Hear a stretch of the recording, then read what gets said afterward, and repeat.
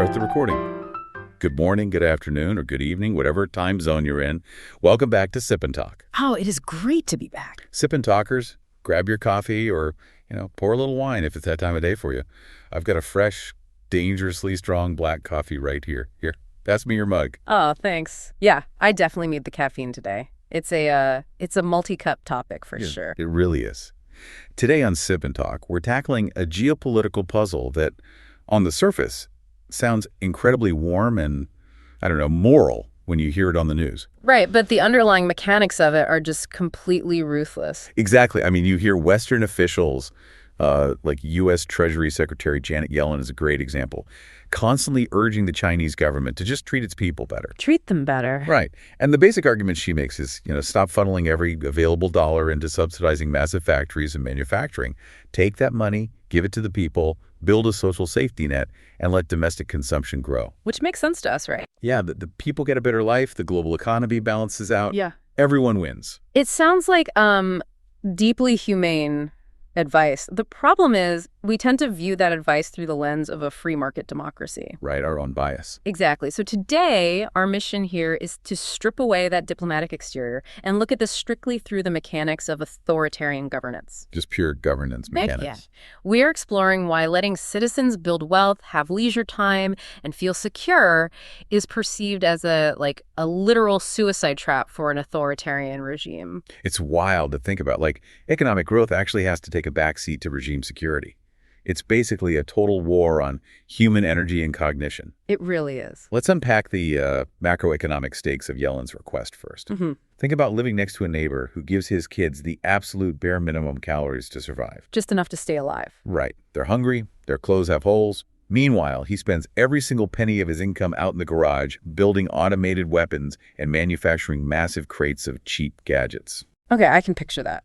Because his kids have absolutely zero money to buy any of the toys he's making in the garage, he has all this excess inventory.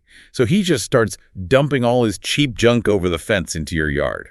Completely undercutting your own home business. Exactly. Ruining your livelihood.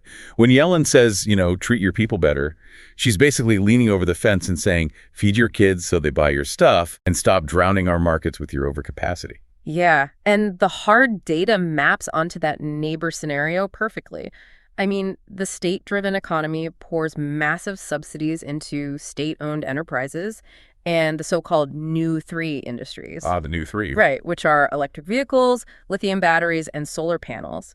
And this creates two enormous structural distortions. What's the first one? First, you have extreme weakness in domestic consumption. Citizens save every penny out of sheer terror. Wow, terror. Yeah, because if you don't have a reliable social safety net for healthcare or, a pension you can actually trust, you hoard cash. You don't buy a new EV, you save for a medical emergency. That makes total sense. And because the domestic market can't possibly absorb millions of new solar panels and EVs, you get the second distortion, which is global overcapacity. Exactly. Those goods just have to be exported at rock-bottom prices, which threatens manufacturing bases everywhere else. This creates such a fascinating disconnect at the negotiating table. Oh, completely. The U.S. frames this as a defense of fair competition mixed with human rights. But Beijing views the exact same request as a hostile strategy to contain their economic rise. Yeah, they see it as interfering in sovereign affairs. It's a high-stakes chess game where the two players aren't even using the same rulebook. Not at all. Framing a strategic defense of American economic interests as a moral imperative for domestic welfare, it keeps a diplomatic channel open, but it fundamentally ignores how the regime maintains its grip. Which brings up a glaring paradox, I think. If we look at the recent 2026 data, youth unemployment in China is hovering around 16.3%. It's staggering. Right. There are roughly 12.7 million fresh college graduates entering an absolutely brutal job market. Basic history tells us that an unemployed, hungry population with no prospects eventually pushes back. That's the usual pattern, yeah. So you'd think the government would desperately want to pivot, stimulate the domestic economy, give these kids jobs, and avoid a crisis. You would think so. But answering why they don't pivot requires shifting from macroeconomics to human psychology. Okay, I'm with you. It's about why a governing body intentionally keeps the pressure dial turned all the way up. It taps directly into Maslow's hierarchy of needs. Oh, right. Specifically, a concept political scientists call manufactured political apathy. Manufactured apathy. Wow. It's like being stuck in an incredibly toxic workplace. How do you mean? Well, imagine you have a boss who schedules you for grueling 9-to-9 shifts 6 days a week. The infamous 996 culture. Right? And they pay you just barely enough to cover rent and basic groceries. When you finally drag yourself through your front door at 10 p.m., you are so physically drained and mentally hollowed out that you just don't have the bandwidth to update your resume. You're just exhausted. Exactly. You certainly don't have the energy to realize the management is driving the company into bankruptcy. You are too busy trying to survive the week to organize a union or look for an exit. That is a perfect analogy. At the bottom of Maslow's pyramid are physiological and safety needs. Securing food, shelter, survival. The absolute basics. Right. When securing those baseline needs requires 100% of your daily cognitive and physical energy, higher level thinking becomes a luxury you literally cannot afford. You just don't have the gas in the tank. Exactly. Demanding civil rights, analyzing geopolitical policy, or participating in political discourse requires free time and surplus energy. So the exhaustion is a feature, not a bug. Yes. It leads to the dependency paradox. When the economy gets incredibly difficult, people don't immediately revolt. They become highly dependent on the state for the few jobs, subsidies, or favors that are actually available. It's artificial scarcity functioning as a highly effective tool for social control. Exactly. Though we do have to acknowledge the historical nuance here. Right.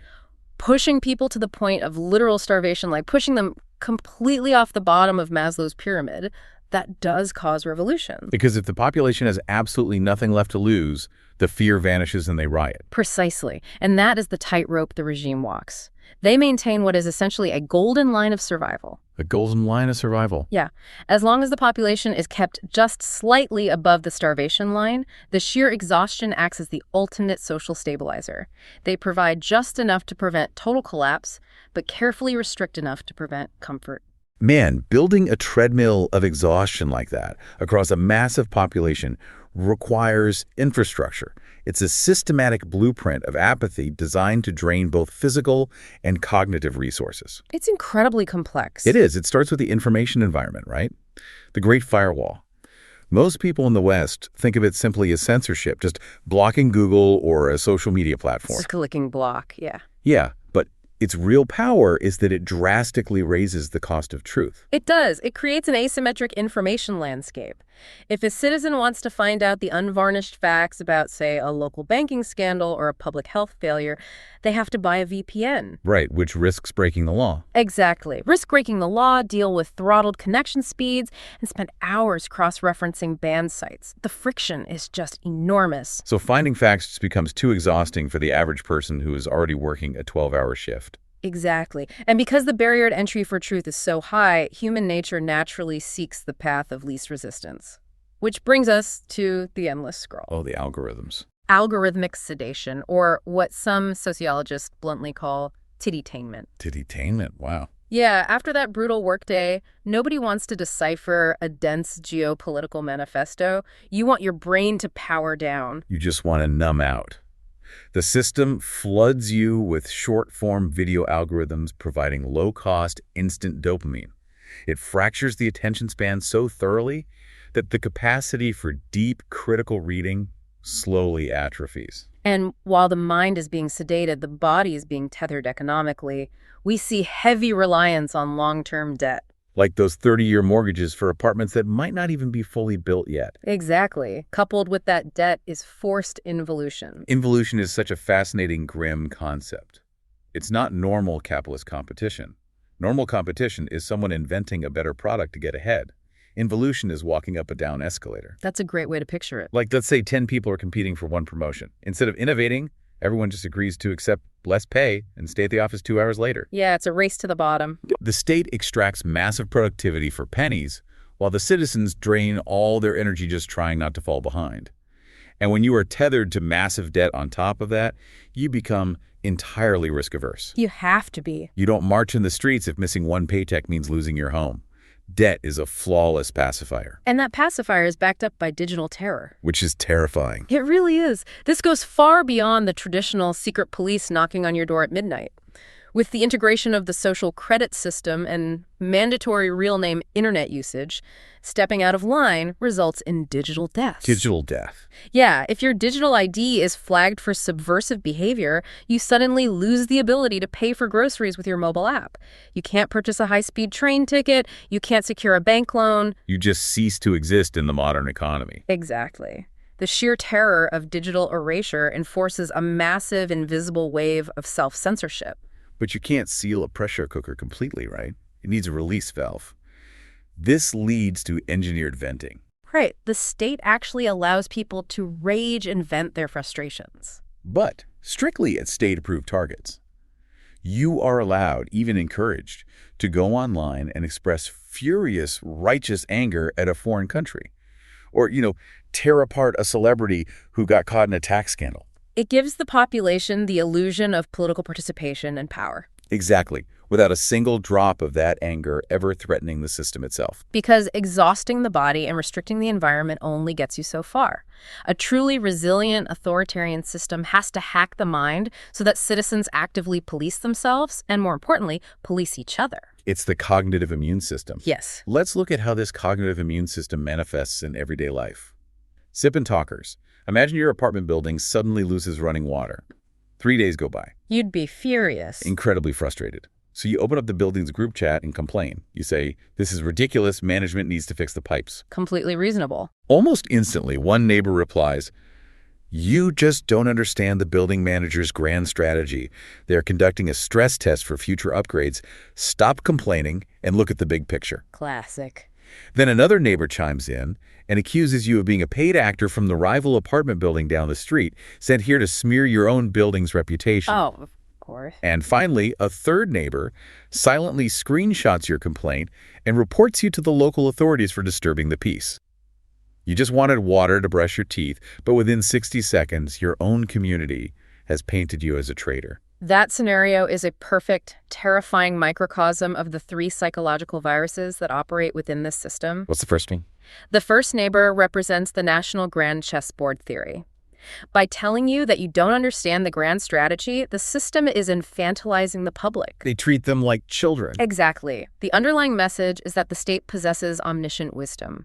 The issues are simply too complex for an ordinary citizen to grasp, so your only role is to endure and obey. It completely short-circuits critical thought. You are conditioned to accept that the adults in the room have a master plan, even if your tap is dry and you're thirsty. Right.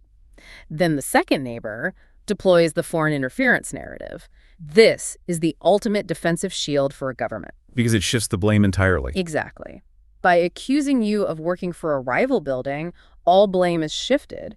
Any domestic failure, a collapsing housing market, skyrocketing youth unemployment, contaminated food is instantly blamed on malicious foreign actors. It redirects legitimate domestic anger outward. Yes.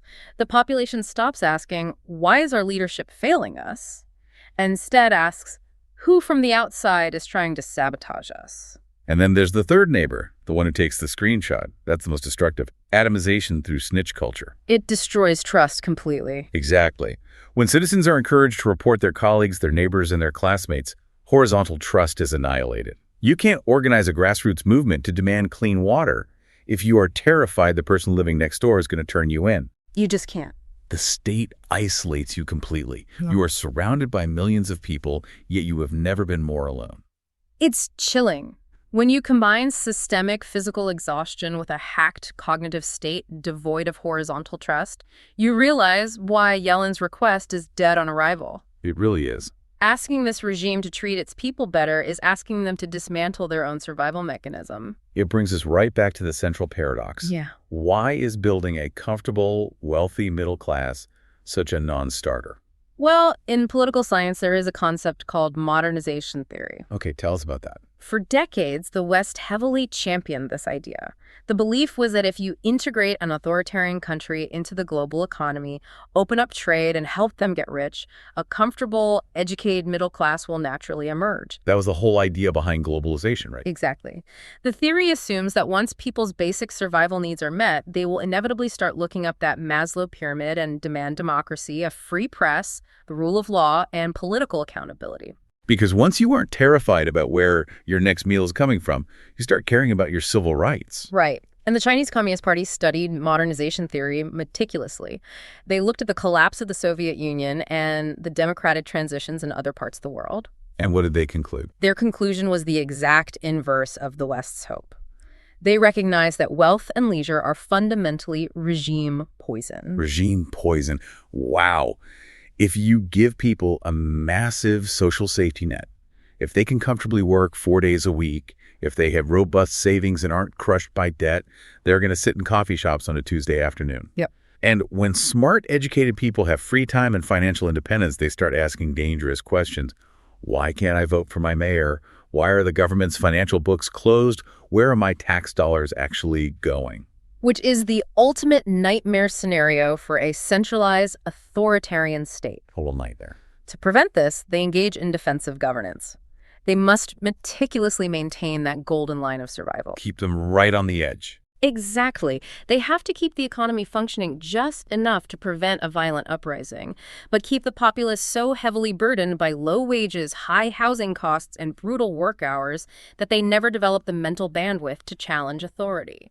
So any policy that genuinely treats people better by giving them financial autonomy directly undermines the state's monopoly on power. Exactly. So when Janet Yellen sits at the negotiating table, she is playing chess with the rules of a free market. She's looking for global economic equilibrium. But the regime on the other side of the table isn't playing economics at all. They're playing a zero-sum game of political survival. Gamingo. Every single dollar given to empower a citizen is viewed as a dollar funding a potential political rival. It completely reframes how we have to view global economic negotiations. Refusing to stimulate domestic consumption isn't a misunderstanding of macroeconomics. I mean, it is a perfectly rational, highly calculated application of authoritarian survival tactics. It changes everything about how you read the morning news.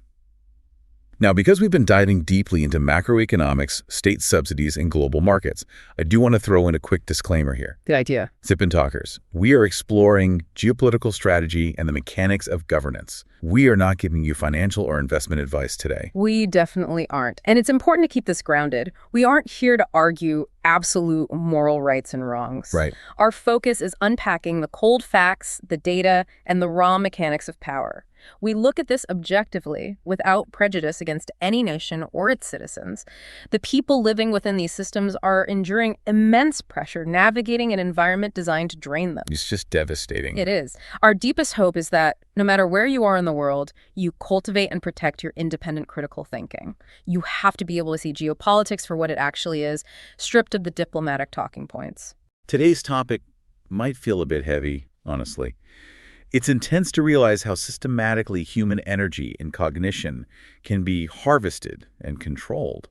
But like we always say, when you realize you were running on a treadmill, staying awake is the gentlest form of rebellion. I love that phrase. Just seeing the machine for what it is gives you your mind back.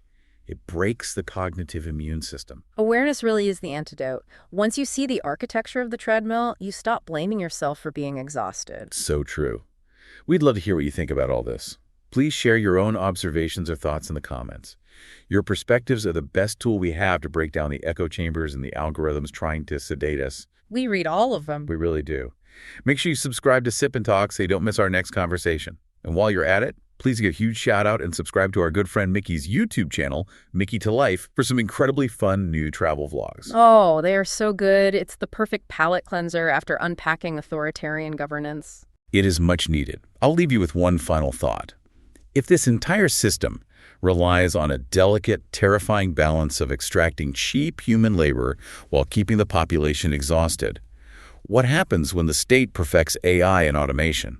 Oh, wow. How do you manage 1 billion people on a treadmill of exhaustion when the state suddenly realizes it no longer needs the electricity the treadmill generates? That is a chilling question to end on. Keep asking the hard ones, Sip and Talkers. We'll see you next time. Bye-bye. Bye, everyone.